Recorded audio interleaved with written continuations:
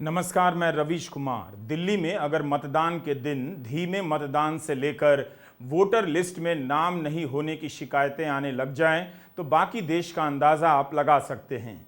हम आज के वीडियो में इसी पर बात कर रहे हैं, लेकिन पहले चुनाव आयोग से आई एक बड़ी खबर। चुनाव आयोग ने आखिरकार नंबर बता दिया। कुल मतदाताओं की संख्या कितनी है, अब बताया गया है। इस बात को लेकर चुनाव आयोग से सवाल किया जा रहा था कि चुनाव आयोग मतदाताओं के टोटल नंबर क्यों नहीं बता रहा, केवल वोट प्रतिशत बताता है। इसे लेकर आशंकाएं बढ़ने लगी कि 4 चरणों में 1 करोड़ से अधिक मतदाता कैसे बढ़ गए, कुछ गड़बड़ तो नहीं। आज चुनाव आयोग ने 5 चरणों के कुल मतदाताओं की संख्या जारी कर दी। आयोग ने फिर से दोहराया कि कोई भी इस नंबर को नहीं बदल सकता है। यह नंबर सभी उम्मीदवारों के पास होता है, पर सवाल यह है कि आखिर चुनाव आयोग ने इतनी देरी क्यों की। फॉर्म 17C को लेकर कोर्ट में ऐसा क्यों कहा कि इसे सार्वजनिक करने की कानूनी बाध्यता नहीं है, इसकी सूची देने से इनकार क्यों किया, आज अचानक हुआ क्या। आयोग का कहना है कि वोटर टर्नआउट ऐप पर डेटा नागरिकों के लिए उपलब्ध था, लेकिन आयोग को इसे अपनी वेबसाइट पर डालने से क्या परेशानी थी। आयोग ने इतना ही बताया है अभी तक कि कुल कितने वोटर थे और कितने वोटर ने मतदान किया। अब आते हैं 5वें चरण के मतदान पर। आयोग की आलोचना होती है कि प्रेस कॉन्फ्रेंस नहीं हो रही है। लगता है इसी के संदर्भ में आयोग ने कहा है कि वोटर टर्नआउट पर 13 बार प्रेस नोट जारी किया गया है। अगर चुनाव आयोग दिल्ली में भी आचार संहिता को ठीक से लागू नहीं करा सकता, तो फिर इसे कहां लागू होना चाहिए। क्या मतदान केंद्र पर धार्मिक तस्वीरें लगाने की इजाजत हो सकती है। 44 डिग्री तापमान झेलकर जब दिल्ली वाले मतदान करने निकले, तो कई जगहों पर लोगों ने नोट किया कि राम के नाम के पोस्टर लगे हैं। पूरी दिल्ली में जगह जगह ये पोस्टर लगाए गए हैं। ऐसा लगता है कि एक पार्टी के लिए सब कुछ फ्री है, बाकी फेयर की उम्मीद आप घर बैठकर करते रहिए। ये पोस्टर बहुत पुराने नहीं, बल्कि 2-3 दिन पहले दिल्ली में कई जगहों पर लगाए गए हैं। ऐसे ही पोस्टर यूपी में भी कुछ जगहों पर देखे गए।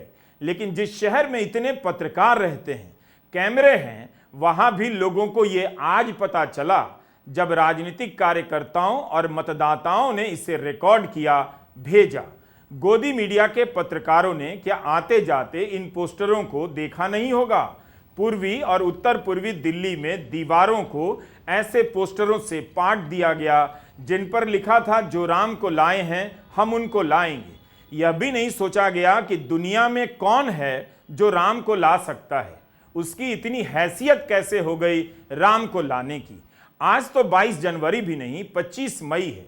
मुखर्जी नगर बस स्टॉप के पास की यह तस्वीर है। जाहिर है ये पोस्टर बीजेपी के लिए लगाए गए हैं। यह बसंत कुंज के सर्वोदय विद्यालय बूथ के बाहर की तस्वीर है। यहां पर पार्टी का कार्यकर्ता भगवान राम की तस्वीर लेकर बैठा है, जिस पर लिखा है, जो राम को लाए थे हम उनको लाएंगे। यही पोस्टर, यही तस्वीर दिल्ली के बाकी जगहों में बांटी गई है। तो क्या किसी एक जगह से इसे बांटा गया है। इससे पता चलता है कि मोदी की गारंटी वाले सैकड़ों होर्डिंग का कोई असर नहीं हुआ और वोट के समय राम के नाम की जरूरत पड़ गई। न्यूज लॉन्ड्री के अनमोल प्रीतम ने रिपोर्ट किया कि दिल्ली में कई लोगों को ऐसे पोस्टर आज ही दिखे। उत्तर पूर्वी दिल्ली से बीजेपी के मनोज तिवारी, कांग्रेस के कन्हैया कुमार चुनाव लड़ रहे हैं। अनमोल का कहना है कि यमुना विहार में मतदान से 1 दिन पहले पोस्टर लगाए गए। गोकुलपुरी फ्लाईओवर के खंभों पर ये पोस्टर लगाए गए हैं। 3-4 दिन पहले लगाए गए हैं। काफी दूर तक ये पोस्टर लगे हुए। क्या किसी अधिकारी को ये पोस्टर नहीं दिखा? क्या उसे कोई नियम कानून याद नहीं आया? यही नहीं, आम आदमी पार्टी ने एक वीडियो ट्वीट किया है कि इसी तरह का थैला भी बांटा गया है, जिस पर लिखा है, जो राम को लाए हैं हम उनको लाएंगे। ये कौन लोग हैं जो थैला बांट रहे हैं? कितना थैला बटा है दिल्ली में, क्या हम कभी जान पाएंगे। न्यूज लॉन्ड्री एक स्वतंत्र मीडिया समूह है जो दर्शकों की आर्थिक मदद से चलता है। उनके रिपोर्टर अनमोल प्रीतम ने वहां लोगों से इस बारे में बात की। लोगों का कहना है कि मतदान केंद्र के सामने ये पोस्टर लगे हैं। इससे भी आगे एक बूथ पर तो जहां नरेंद्र मोदी और मनोज तिवारी का पोस्टर लगा है, उसी के साथ नीचे 2 पोस्टर लटका दिए गए हैं जो धार्मिक है। कमाल है, वोट के लिए राम के नाम का पोस्टर लटका दिया गया। जब चुनाव आयोग की परवाह नहीं तो नरेंद्र मोदी और मनोज तिवारी की तस्वीरों के बीच ही राम की तस्वीरें लगा देते।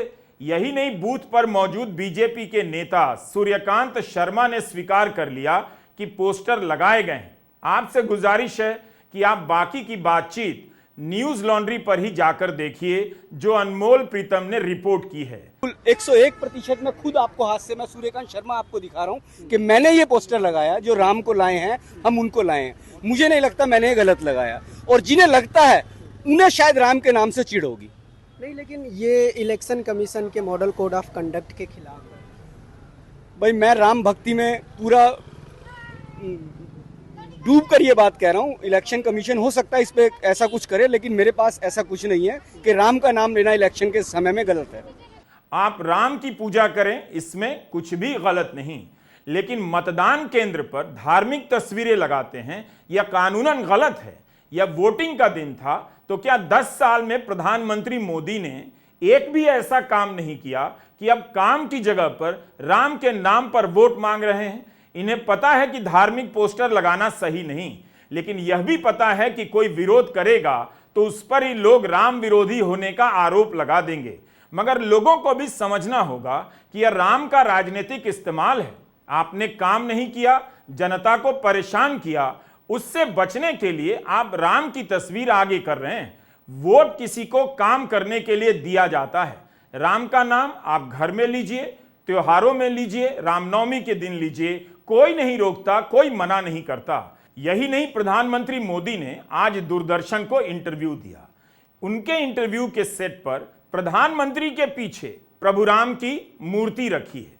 आपने न्यूज चैनलों पर प्रधानमंत्री मोदी के कई इंटरव्यू देखे होंगे। अब बताइए कि किसी भी इंटरव्यू में राम की मूर्ति रखी दिखी थी? हर इंटरव्यू में वोटिंग वाले राज्य के हिसाब से तस्वीरें बदल दी जाती हैं। कभी शिवाजी की तस्वीर होती है, कभी स्वर्ण मंदिर की। कितनी चालाकी से धार्मिक प्रतीकों का इस्तेमाल कर मैसेज दिया जा रहा है। इतना सब करना ही है तो लू में लोगों को मतदान के लिए लाइन में क्यों लगाना? सीधे रिजल्ट ही जारी कर देते, अपने मन का कोई नंबर लिख देते, कौन रोक लेता?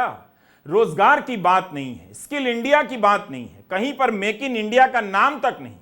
कितनों को रोजगार मिला उसी का पोस्टर लग जाता, लेकिन आज के दिन पोस्टर लगाया गया, जो राम को लाए हैं हम उनको लाएंगे। और प्रधानमंत्री अपने इंटरव्यू में अपने पीछे राम की मूर्ति रखते हैं, पीछे। नई दिल्ली से आम आदमी पार्टी के उम्मीदवार सोमनाथ भारती ने एक वीडियो ट्वीट किया। सोमनाथ भारती ने मतदान केंद्र के भीतर एक थैले से कई पोस्टर निकाले। इसमें बीजेपी के ही प्रचार पोस्टर थे, जिन पर नई दिल्ली से उम्मीदवार बांसुरी स्वराज की तस्वीरें हैं और मोदी की तस्वीरें हैं।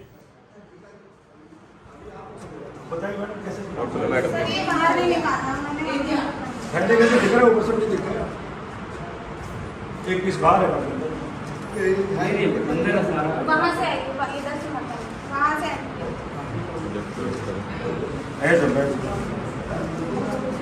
चुनाव आयोग क्या कर रहा है? चुनाव कराओगे सर, आप बाहर नहीं, यहाँ से बाहर जाइए, ये सब अलाउड नहीं है यहाँ पर, बाहर जाइए।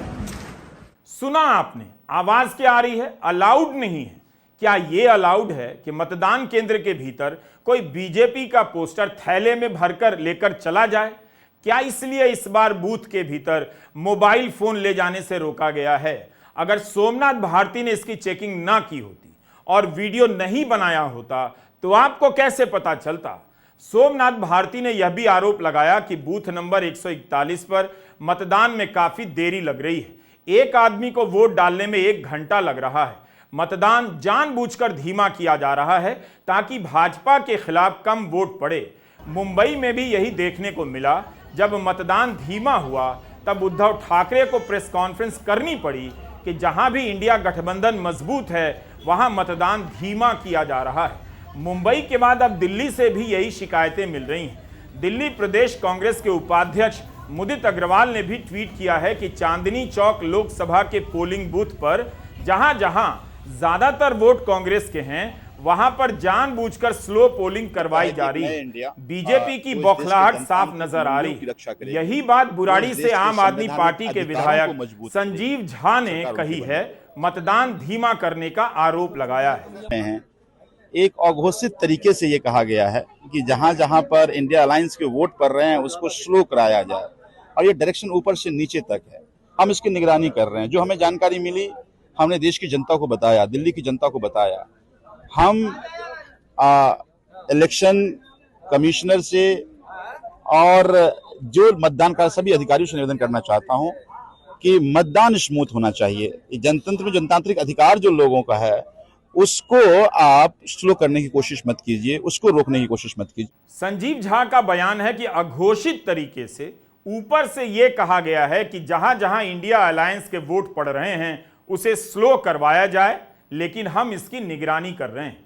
क्या मतदान धीमा करने में कोई पैटर्न नजर आ रहा है?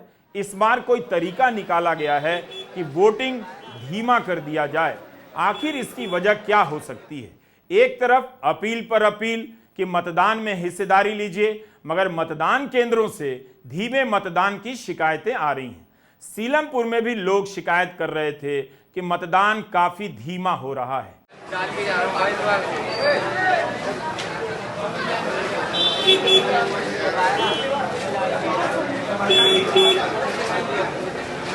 क्यों लग रहा है, क्या हुआ अंकल? लाइन इतनी लंबी क्यों है?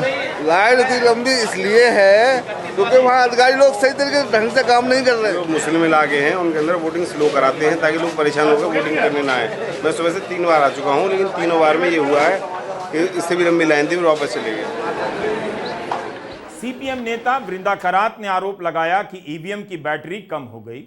उन्होंने शिकायत की है आयोग से। सुबह सुबह बैटरी डाउन है, मैंने शिकायत की, अपने ट्विटर पर लिखती हैं। 9:15 बजे से बैटरी डाउन कैसे हो सकती है?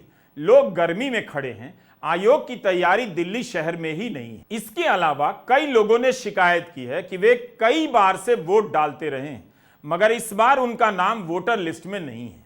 क्या हम कभी जान पाएंगे कि किन लोगों के नाम काट दिए गए और उसका नतीजों पर क्या असर पड़ा? ऐसी शिकायतों पर ना तो हंगामा मचता है, ना कोई तुरंत कार्रवाई करता है। दिल्ली के मतदान केंद्रों से एक और चीज का अंदाजा मिलता है।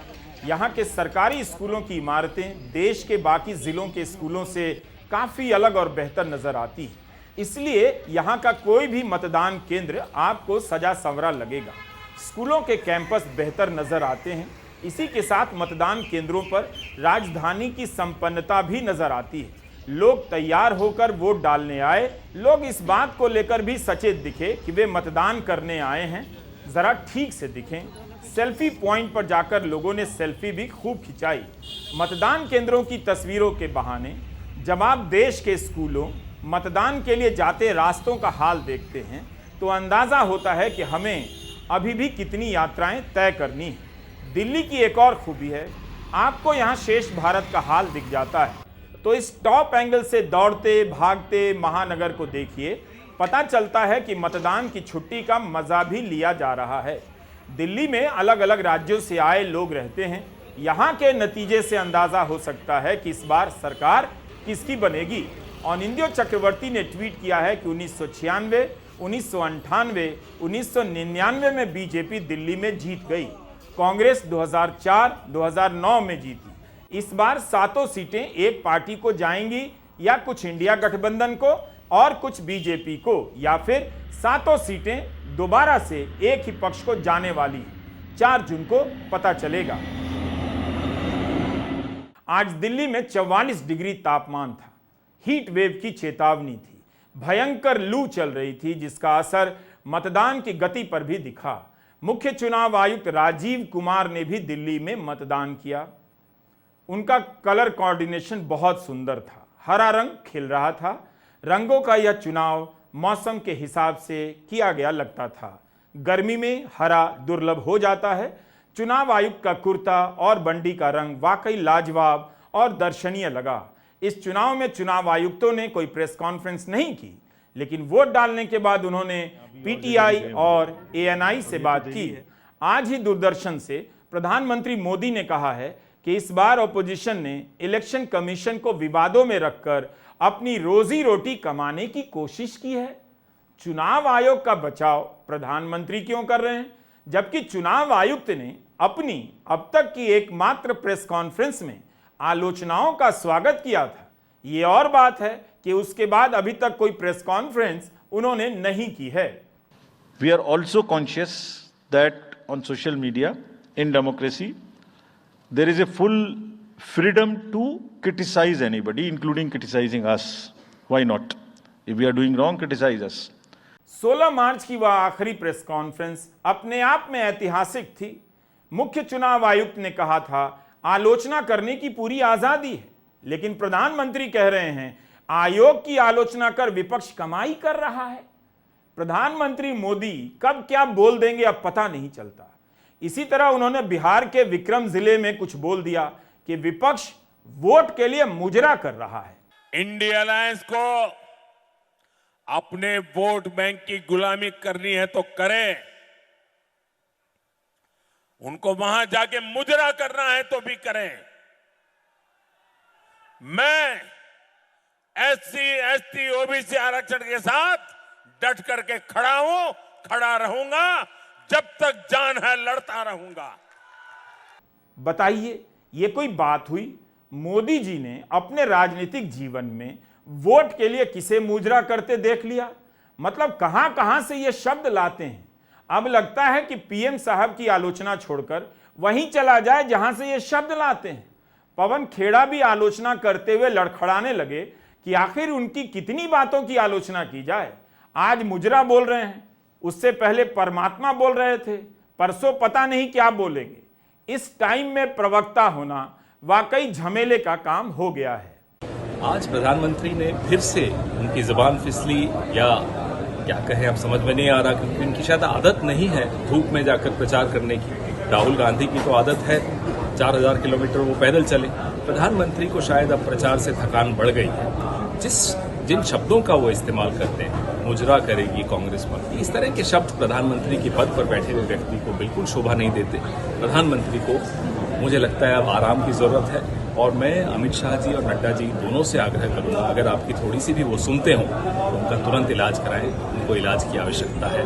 नरेंद्र मोदी जी थक चुके हैं, बीमार हैं। आज आपने मोदी जी का भाषण सुना, बिहार में भाषण दिए।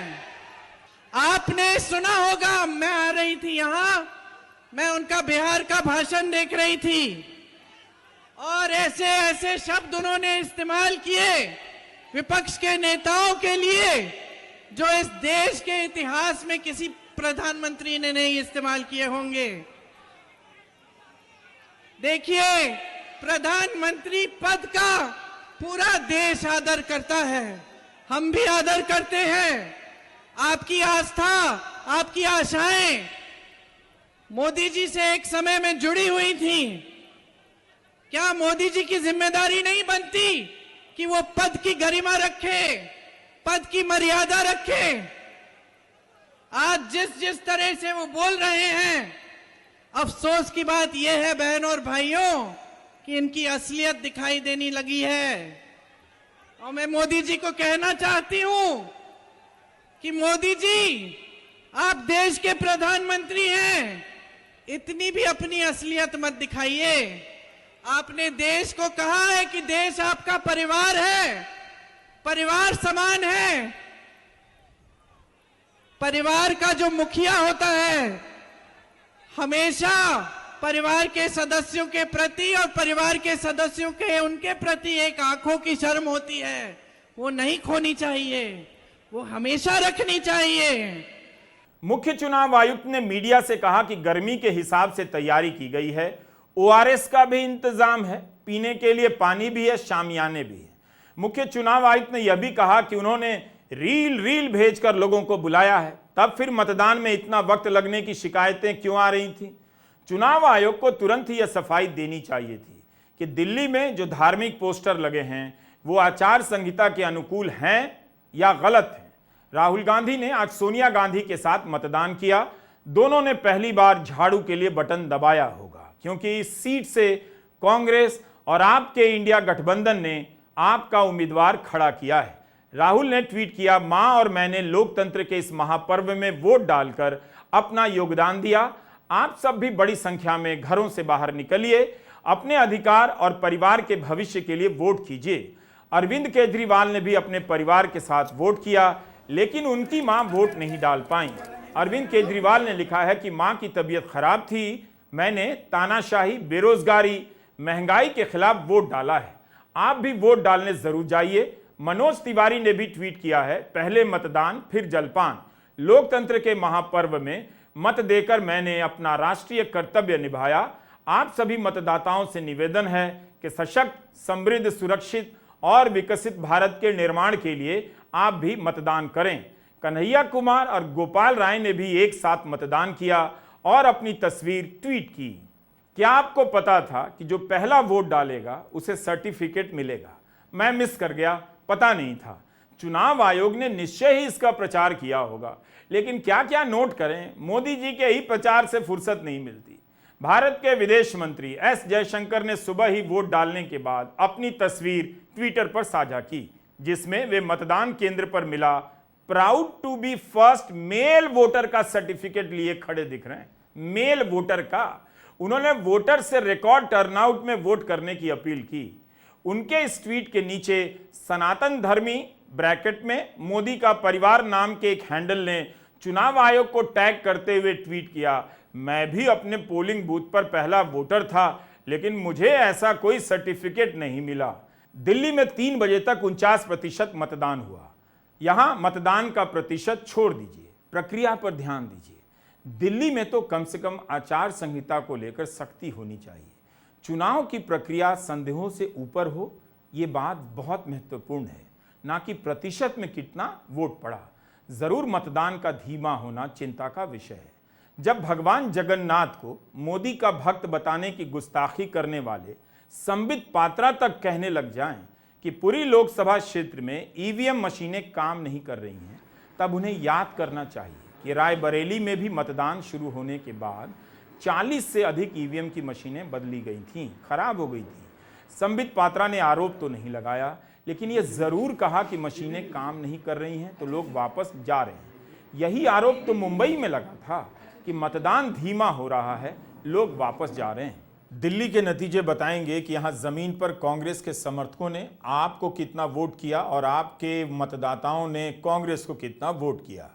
दिल्ली में शाम 5 बजे तक किसी भी सीट पर 60% से अधिक का मतदान नहीं हुआ था।